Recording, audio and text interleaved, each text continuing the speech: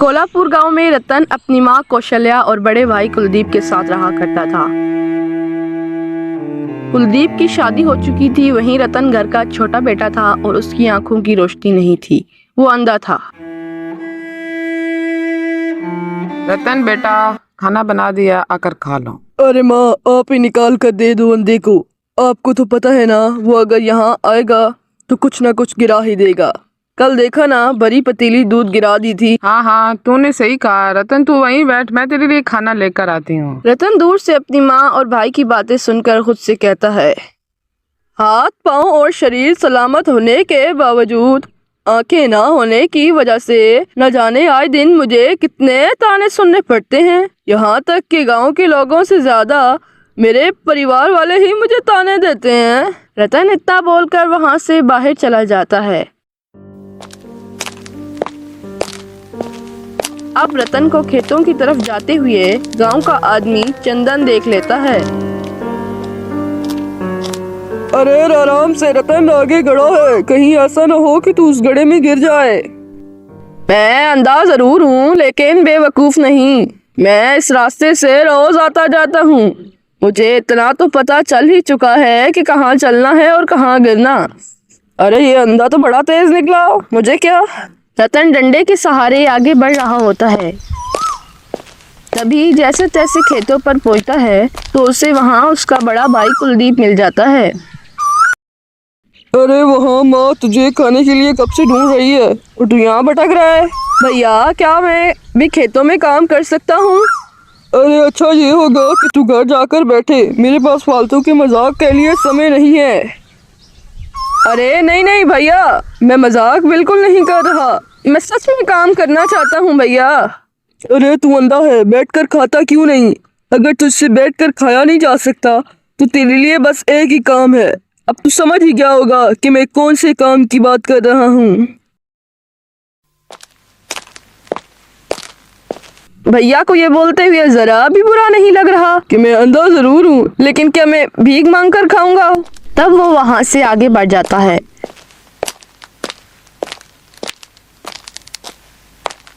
और एक पेड़ के नीचे कुछ देर के लिए बैठ जाता है और अपने ही बारे में सोचने लगता है।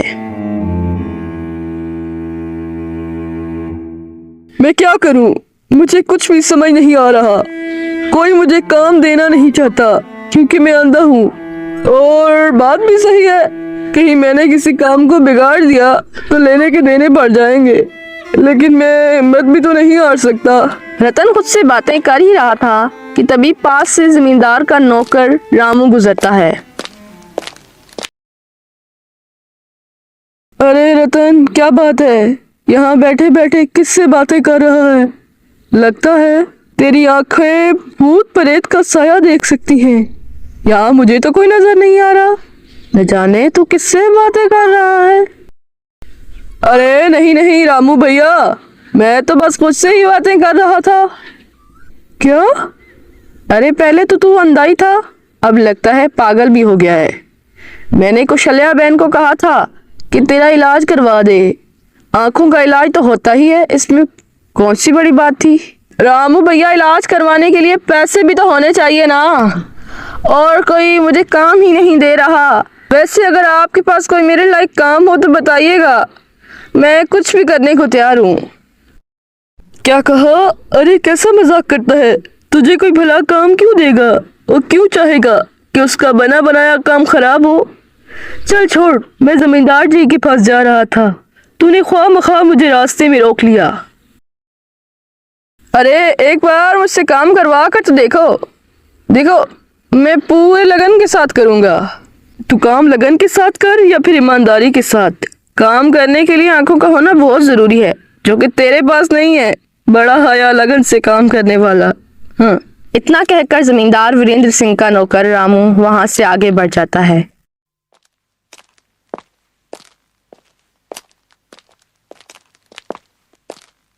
रतन उदास होकर घर पहुंचता है और खाना पीना खाकर सो जाता है। ऐसे ही इस बात को कई दिन बीत जाते हैं। एक रोज सुबह रतन जाने अनजाने में अपनी माँ के हाथों से चाय का कप गिरा देता है। अरे जला डाला, अरे इस लड़के ने मेरा हाथ जला डाला। अरे कम बखत नलायक कहीं का, कितनी बार कहा है कि आराम से एक जगह बैठा रहा कर। रब ने तुझे अंधा बनाकर मुझे जन्मों जन्मों का शराब दे दिया है। अरे माँ, इससे आप ही नहीं पूरा का पूरा गांव परेशान है। कई दिनों से लोगों के घर जा जाकर काम मांग रहा है। मुझे कल जमींदार साहब का नौकर रामू मिला था। मुझे वो कह रहा था कि रतन उससे काम मांग रहा था। माँ, आप इसे समझाती क्यों नहीं है कि आंखों से अंधा है, घर में बैठे और चुपचाप खाना खाए। अरे इसने तो सच में जीना हराम कर रखा है। इसे जितना कुछ कह लो बस ये अपने मन की करता है। पूरे दिन इधर उधर टहलता रहता है। किसी दिन किसी मुसीबत में पड़ गया तो मैं क्या करूंगी। बस भी करो, आप लोग बहुत हो गया। हर वक्त अंधा है कहकर मुझे और भी दुख देते हो। अरे अंधा ही तुम हो ना, क्या मैं इंसान नहीं हूँ? देख लेना, एक दिन आपका यही बेटा आपका नाम रोशन करेगा। अरे हाँ, क्यों नहीं, तुझे तो विदेशों से नौकरी का ऑफर आएगा ना। एक बार फिर अपने ही घर में हो रहे खुद के तिरस्कार से रतन परेशान हो चुका था और वो घर से निकल पड़ता है। उसने मन बनाया था कि वो जमींदार से कुछ पैसे अपनी आंखों के इलाज के लिए मांगेगा।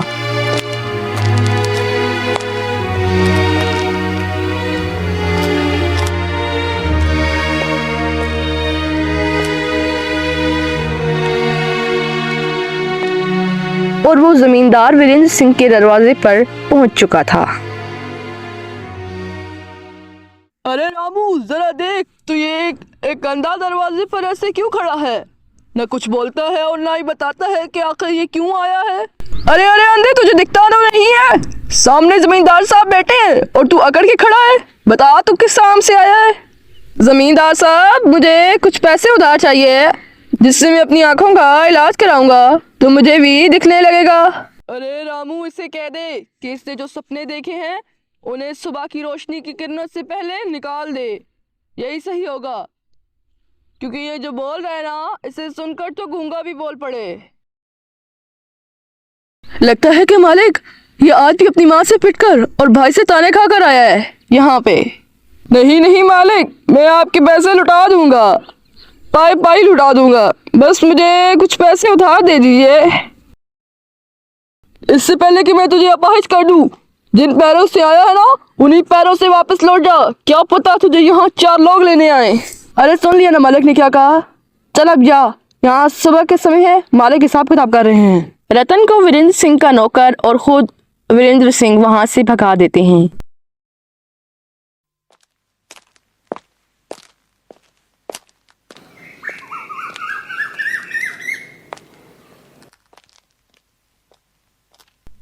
रतन घर लौटकर आता है और चुपचाप सो जाता है, लेकिन उसे नींद ही नहीं आ रही थी।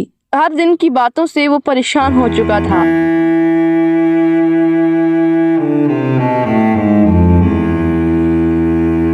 रतन को नींद नहीं आ रही थी तो वो बाहर निकल जाता है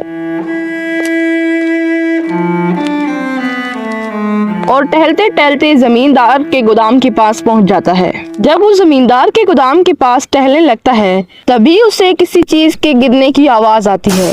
अरे ये आवाज कैसी थी? यहाँ आसपास जमींदार साहब का गोदाम है। जितने कदम मैं चलकर आया हूँ, इसी हिसाब से तो मैं ये तो बता ही सकता हूँ कि यहाँ पर जमींदार साहब का गोदाम है। अरे अरे अरे अरे, कोई देख रहा है, हमें यहाँ से भागना चाहिए। अरे कितना मूर्ख है तू, तुझे चोर किसने बना दिया? तुझे ही पता नहीं कि अंधा है। अरे हाँ हाँ, सच में मैं भी कितना बेवकूफ़ हूँ, मैं संदेह से डर गया। वैसे इसे भी चैन नहीं है, पूरे दिन तो घूमता ही रहते, रात में भी घूम रहे हैं। अरे तुझे पता नहीं किसके लिए दिन क्या रात क्या, हर वक्त तो इसके चारों तरफ अंधेरा ही अंधेरा हो जाता है। अरे इसे छोड़ो, अपने काम पर ध्यान दे और जल्दी जल्दी काम निपटा, वरना कहीं आ गया ना तो सच में फंस जाएंगे। रतन चोर की बातें सुन चुका था। वो बड़ी होशियारी के साथ उल्टे पांव घर की तरफ बढ़ जाता है।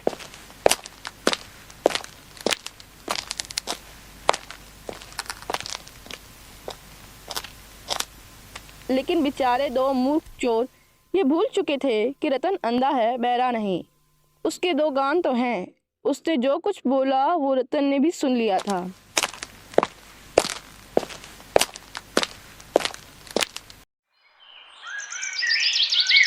अब अगली सुबह रतन गहरी नींद में होता है, तभी उसके कानों में आवाज आती है।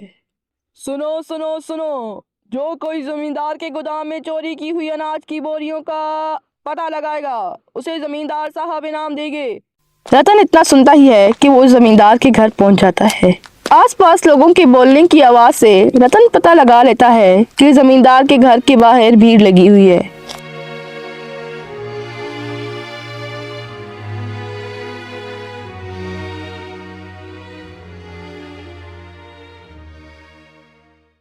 अरे जो कोई मेरी चोरी की गई बोरियों का पता बताएगा मैं उसे इनाम दूंगा।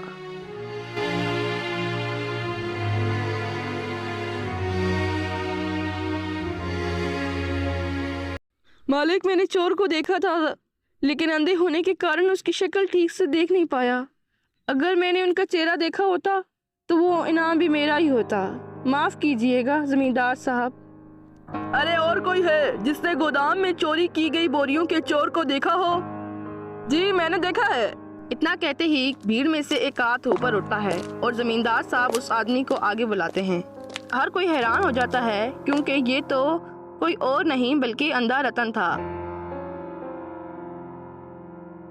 अरे तूने सुना नहीं? जमींदार साहब ने कहा है कि उनके गोदाम में चोरी की गई अनाज की बोरियों का चोर अगर किसी ने देखा है तो बताए। लेकिन तू तो अंधा है, तू कैसे देख सकता है चोर को? चल पीछे हट। दोबारा मजाक मत करना, यहाँ पर बड़ा गंभीर मुद्दा चल रहा है और तुझे मजाक सूझ रहा है। इसके लिए तुझे सजा भी हो सकती है। मालिक माना कि मैं अंधा हूँ लेकिन बहरा तो नहीं। अगर आपको विश्वास नहीं होता तो मैं चोर का पता बता सकता हूँ। आप उसके घर अपने आदमी भिजवा कर तलाशी करवा लीजिए। अच्छा ठीक है, मैं तुम्हारी बात पर विश्वास करता हूँ। तो बताओ तुमने किसकी आवाज सुनी? क्योंकि तुम देख तो सकते नहीं हो। आवाज का ही बता दो।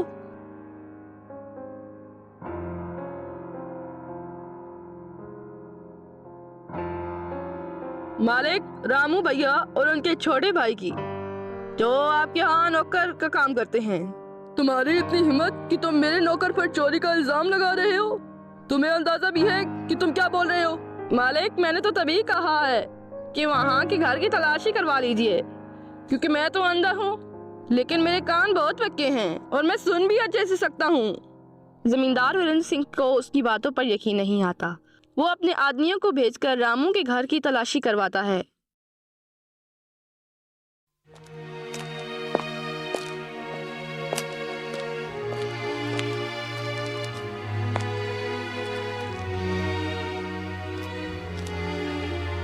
वहाँ वीरेंद्र सिंह के आदमी को कई सारे अनाज की बोरियां मिलती हैं।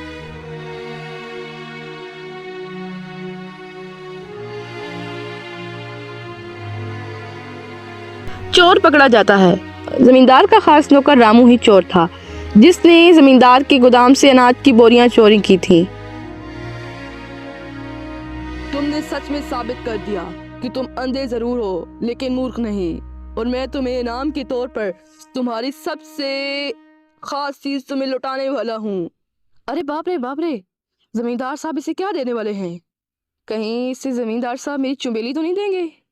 मैं जमींदार आज पूरे गांव के सामने ये ऐलान करता हूँ कि मैं तुम्हारे मुफ्त में शहर ले जाकर आंखों का इलाज करवाऊंगा और तुम्हारी आंखें ठीक करवाऊंगा। तुम्हारी आंखों की रोशनी जल्द ही लौट आएगी और तुम देख सकोगे। तुम्हारी आंखों की रोशनी आने के बाद मैं तुम्हें रामू की जगह देता हूँ। क्या सच में जमींदार साहब मेरी आंखों की रोशनी लौट आएगी? हाँ रतन, तुम्हारी आंखों की रोशनी जल्द ही लौट आएगी और तुम देख सकोगे। और इस तरह से रतन की आंखों का शहर जाकर इलाज करवाया जाता है।